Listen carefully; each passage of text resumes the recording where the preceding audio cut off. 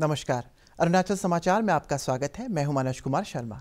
आइए बुलेटिन में सबसे पहले देखते हैं मुख्य समाचार।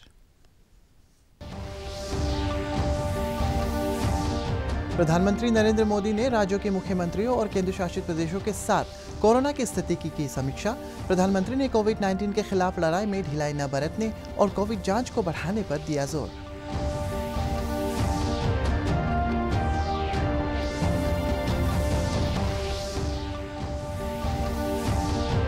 राज्य के स्वास्थ्य सचिव ने कहा, कोविड दिशा निर्देशों का पूरी तरह से पालन करने के कारण राज्य में कोविड बीमारी से मृत्यु दर राष्ट्रीय दर से बहुत कम। राज्य में पिछले 24 घंटों में आए 31 नए मामले। देश भर में कोविड से स्वस्थ होने वालों की दर 93% से अधिक।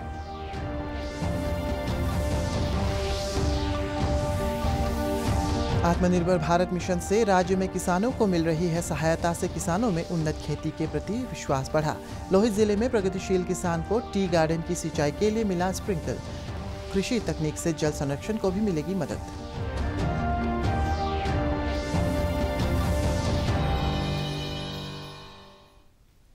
प्रधानमंत्री नरेंद्र मोदी ने मुख्यमंत्रियों के साथ बैठक में कोविड-19 के खिलाफ लड़ाई में ढिलाई न बरतने और कोविड जांच को बढ़ाने पर जोर दिया है।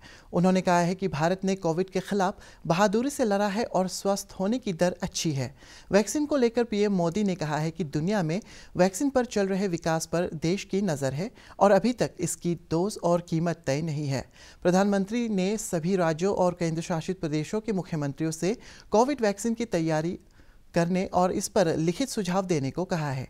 प्रधानमंत्री ने कहा है कि भारत हर वैज्ञानिक तकनीक पर खरा उतरने के बाद ही वैक्सीन का उपयोग करेगा। श्री मोदी ने कहा है कि देश के मेडिकल कॉलेजों और जिला अस्पतालों को ऑक्सीजन जनरेशन में आत्मनिर्भर बनाने के अलावा 160 से अधिक ऑक्सीजन जनरेशन प्लांट स्थापित करने का प्रयास चल रहा है। बैठक में केंद्रीय गृह मंत्री अमित शाह, स्वास्थ्य मंत्री doctor Harshvardhan, cabinet secretary Rajiv Gauba, स्वास्थ्य सचिव राजेश भूषण और नीति आयोग के सदस्य डॉक्टर वीके पाल के अलावा विभिन्न राज्यों के मुख्यमंत्री मौजूद थे। हमने शुरुआत से ही एक एक देशवासी का जीवन बचाने को सर्वोच्च प्राथमिकता दी है। अब वैक्सीन आने के बाद भी हमारी प्राथमिकता यही होगी कि सभी तक कोरोना की वैक्सीन पहुंचे। उसमें तो कोई विवाद हो ही नहीं सकता है। लेकिन कोरोना की वैक्सीन से जुड़े भारत का अभियान अपने हर नागरिक के लिए एक प्रकार से नेशनल कमिटमेंट की तरह है। इतना बड़ा टीकाकरण अभियान स्मूथ हो, सिस्टमेटिक हो और सस्टेन हो, ये लंबा चलने वाला है। इसके लिए हम सभी को, हर सरकार को, हर संगठन को एकजुट होकर के कोऑर्डिनेशन के साथ एक टीम के रूप में काम करना ही पड़ेगा। केंद्र सरकार ने राज्यों से कुछ समय पहले आग्रह किया था कि स्टेट लेवल पर एक स्टीयरिंग कमेटी और एवं स्टेट और डिस्ट्रिक्ट लेवल पर टास्क फोर्स का, और मैं तो चाहूंगा कि ब्लॉक लेवल तक हम जितना जल्दी ये व्यवस्थाएं खड़ी करेंगे और किसी न किसी एक व्यक्ति को काम देना पड़ेगा। इन कमेटियों की रेगुलर बैठकें हो, उनकी ट्रेनिंग हो, उनकी मॉनिटरिंग हो, और जो ऑनलाइन ट्रेनिंग होती है वो भी शुरू हो। हमें हमारा रोजमर्रा के काम के साथ कोरोना से लड़ते लड़ते भी इस एक व्यवस्था को भी विकसित तुरंत करना पड़ेगा, ये मेरा आग्रह रहेगा। वैक्सीन अपनी जगह पे है, वो काम होना है, करेंगे, लेकिन कोरोना की लड़ाई जरा भी ढीली नहीं पड़नी चाहिए, थोड़ा सा भी ढिलास नहीं आनी चाहिए। यही मेरी आप सबसे रिक्वेस्ट है। हमें ट्रांसमिशन को कम करने के लिए अपने प्रयासों को जरा और गति देनी होगी। टेस्टिंग हो, कंफर्मेशन, कॉन्टैक्ट ट्रेसिंग, डेटा, इन सारी जुड़ी किसी भी तरह की कमी को हमें सर्वोच्च प्राथमिकता देते हुए उसको ठीक करना होगा। पॉजिटिविटी रेट को 5% के दायरे में लाना ही होगा। राज्य के स्वास्थ्य सचिव पी पार्थिवान ने कहा है कि स्वास्थ्य विभाग ने विंटर सीजन के दौरान कोविड संक्रमण के अधिक खतरे के मद्देनजर राज्य सरकार को पंचायत चुनाव स्थगित करने का सुझाव दिया था, लेकिन सुप्रीम कोर्ट और हाई कोर्ट के दिशा निर्देशों के अनुसार चुनाव कराना राज्य चुनाव आयोग के लिए जरूरी था। उन्होंने लोगों से जनसभा न करने, अनिवार्य रूप से मास्क लगाने, सोशल डिस्टेंसिंग और सैनिटाइजेशन के नियमों का पालन करने की अपील की। उन्होंने कहा है कि केंद्र सरकार के कोविड दिशा निर्देशों का पूरी तरह से पालन करने के कारण राज्य में कोविड बीमारी से मृत्यु दर राष्ट्रीय दर से बहुत कम है और जनसहयोग के कारण सक्रिय मामलों में भी कमी आ रही है।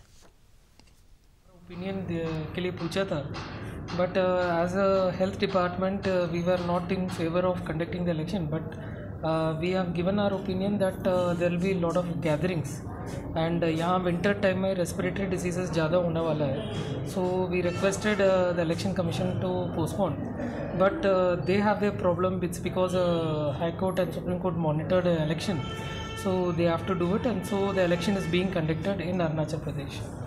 But public को भी मैं बताना है और political parties को भी मैं बताना है, like please ensure, see Arunachal is the one state, like आप सबको पता है, like we have so many festivals, so many tribes, but from March none of the tribe people has celebrated any festivals. And यहाँ मैंने भी देखा है, like festivals are always celebrated in a grand manner, but we have avoided such festivals for the last 8 months, and it has been very helpful in containing the COVID in this state. Similar manner, like I request all the public and also the political parties, like please like ज़्यादा social gathering मत करिए, social distance रखिए, mask पहनिए, and whoever is having any symptoms, कोई भी fever आ गया, कोई भी कॉफ कर रहा है, please do your covid test immediately, because कितना जल्दी आपको डिटेक्ट हो रहा है उतना जल्दी we can save the lives. Arunachal Pradesh में सोमवार को कोविड-19 के 31 नए मामले दर्ज किए गए और 64 रोगी स्वस्थ हुए। राज्य स्वास्थ्य सेवा निदेशालय के अनुसार प्रदेश में अब तक 15,036 व्यक्ति कोविड से स्वस्थ हो चुके हैं। कल दर्ज किए गए नए मामलों में सबसे अधिक वेस्ट कामेंग जिले से 9, ईटानगर राजधानी क्षेत्र से 7, नामसाई से 6, चांगलांग, लोअर दिबांग वैली और लेपारादा जिले से 2-2, शी योमी, वेस्ट सियांग और तिरप जिले से आए एक मामले शामिल है। राज्य में कोविड रिकवरी दर 93.43% है और मृत्यु दर 0.3% पर बनी हुई है। राज्य में सकारात्मक पक्ष ये है कि कामले, ईस्ट कामेंग, क्रादादी और दिबांग वैली जिले से वर्तमान में कोरोना का कोई सक्रिय मामला नहीं है। इधर कोविड संक्रमण से स्वस्थ हो चुके रामकृष्ण मिशन अस्पताल के मेडिसिन विभाग के सीनियर कंसल्टेंट डॉक्टर तालर मोर्तू ने महामारी के इलाज के लिए अपना प्लाज्मा डोनेट किया। उन्होंने सभी स्वस्थ हो चुके लोगों से ट्रिम्स में चल रहे प्लाज्मा डोनेशन ड्राइव में शामिल होने और अपना प्लाज्मा डोनेशन करने की अपील की। Plasma therapy, one of the modality for treatment of the COVID-19 patient. So, recently I recovered from the COVID.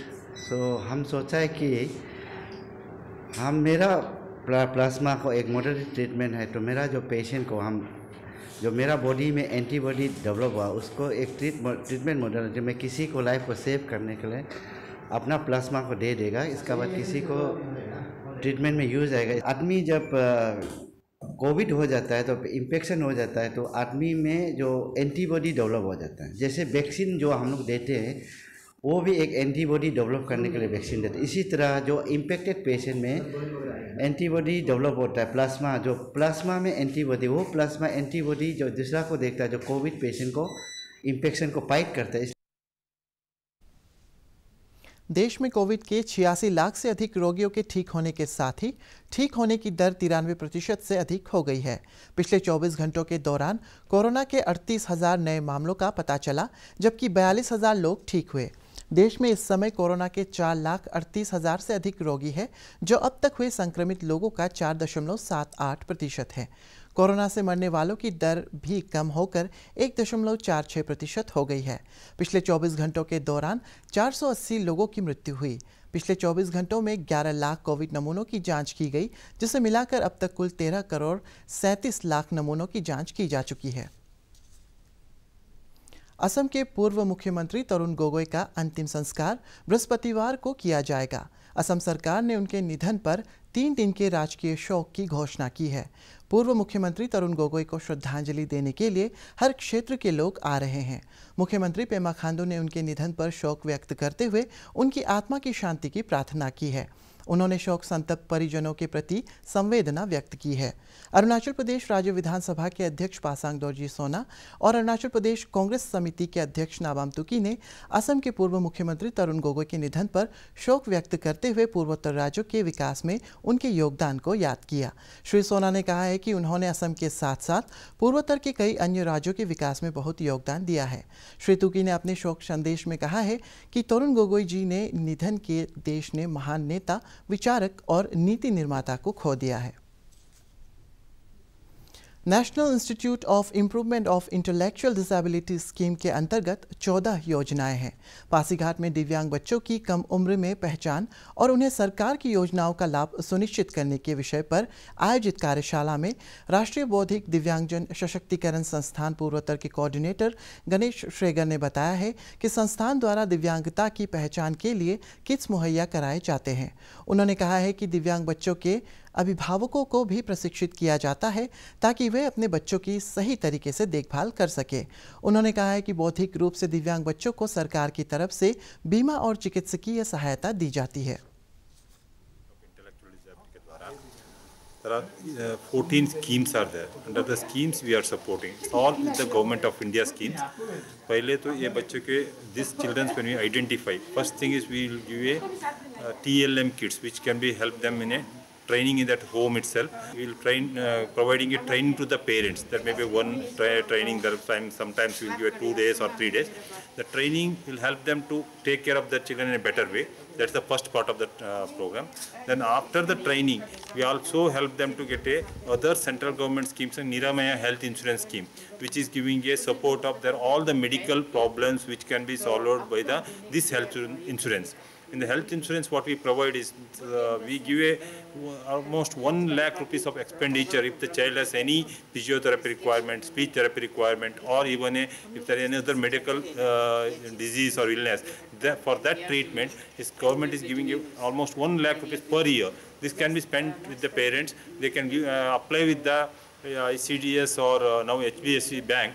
All the money will be returned back to them wherever they get a treatment with the registered hospitals. Anybody who has a good 10 plus to 50% of marks, if they come under us, they ask for the training, particularly for the Northeast states, the total their scholarships and everything will be given.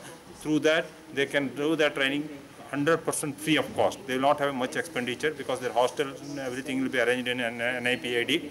And in addition to that, there will be a loan, Mudra loans will be given. Now, Mudra loans, if these children have been trained, they will be given a first preference and in a free of cost. They will not have a additional any interest or there is no tax for them. If the child with intellectual disability, they are certified, they can also get a railway pass, they can get a air pass also, now, a flight also they will be allowed. They will also get a bus pass in the local traveling. These are other benefits. In addition to that, the parents are very rich, they are taxpayers and all. If the certified children with the intellectual disabilities are in the home, they will get a 80% of tax deduction, which is a very beneficial to help these children in their life. आत्मनिर्भर Bharat mission को बढ़ावा देते हुए राज्य के कृषि विभाग ने प्रधानमंत्री कृषि सिंचाई योजना 2019-20 के तहत लोहित जिले के तेलुलियांग विलेज के चाय उत्पादक किसान जामेंसो क्री को टी गार्डन की सिंचाई के लिए स्प्रिंकलर प्रदान किया। श्री क्री ने सरकार के प्रति आभार व्यक्त करते हुए कहा है कि इससे सिंचाई में जल की बचत होगी और उत्पादन में भी बढ़ेगी। जिला कृषि अधिकारी ने प्रगतिशील किसान जामेंसो क्री के टी गार्डन में लगे स्प्रिंकलर का निरीक्षण किया। मिनिस्टर कृषि सिंचाई योजना से स्प्रिंकलर मिला है आज और मैंने आज इसको फिटिंग कराया। गवर्नमेंट को थैंक्स देता हूं कि इससे मुझे मेरा बागान को प्रोडक्शन और भी बढ़ेगा, जिसे पानी का क्राइसिस हो रहा था। इसमें जब ड्राई सीजन में ज़्यादा धूप पड़ने से पानी का बहुत ज़रूरी है था। आज का दिन में ये जो स्प्रिंकलर है इससे काफ़ी हमको मदद मिलेगा और प्रोडक्शन भी और बढ़ेगा, ऐसे उम्मीद मैं करता हूँ। राज्य में साहसिक पर्यटन के क्षेत्र में अपार संभावनाएं हैं। इसी को ध्यान में रखते हुए भारतीय सेना और national institute of mountaineering and allied sports Dirang द्वारा संयुक्त रूप से प्रदेश की सभी प्रमुख 7 नदियों को कवर करने के उद्देश्य से रिवर राफ्टिंग अभियान शुरू किया गया। कामेंग नदी से शुरू ये नौकायन दल सुबनश्री, नौवादिहिंग, लोहित, दिबांग, शियोम और सियांग नदी का भ्रमण करेगा। इसका उद्घाटन निमास के निदेशक कर्नल सरफराज सिंह ने किया और सेना के सभी 25 प्रशिक्षित रिवर राफ्टिंग टीम के सदस्यों को शुभकामनाएं दी। मेघालय में प्रतिवर्ष आयोजित होने वाले इंडिया इंटरनेशनल चेरी ब्लॉसम महोत्सव को कोविड-19 महामारी के कारण रद्द कर दिया है। भारत के एकमात्र चेरी ब्लॉसम महोत्सव को मेघालय की राजधानी शिलोंग में आयोजित किया जाता है। इस महोत्सव में शामिल होने के लिए रिकॉर्ड संख्या में पर्यटक शिलोंग पहुंचते हैं। सर्दी का मौसम शुरू होते ही गुलाबी रंग के चेरी ब्लॉसम के सुंदर फूलों को पूरे मेघालय में देखा जा सकता है। ये फूल नवंबर माह के अंत तक खिले रहेंगे। इस बार चेरी ब्लॉसम महोत्सव को मेघालय के लोग वर्चुअल माध्यम से मनाएंगे। अरुणाचल समाचार के आज के अंक में इतना ही। जाने से पहले आप सभी से अनुरोध है कि कोविड-19 के दिशा निर्देशों का पालन करें, हमेशा मास्क लगाएं, बार बार हाथ धोएं और सोशल डिस्टेंसिंग के नियमों को मानें। हम कल फिर हाजिर होंगे अरुणाचल और देश और दुनिया की खबरों के साथ। चलते चलते आपको बता दें कि आप अरुणाचल समाचार हमारे YouTube channel DD news Arunachal पर भी देख सकते हैं। देखते रहिए अरुण प्रभा। नमस्कार।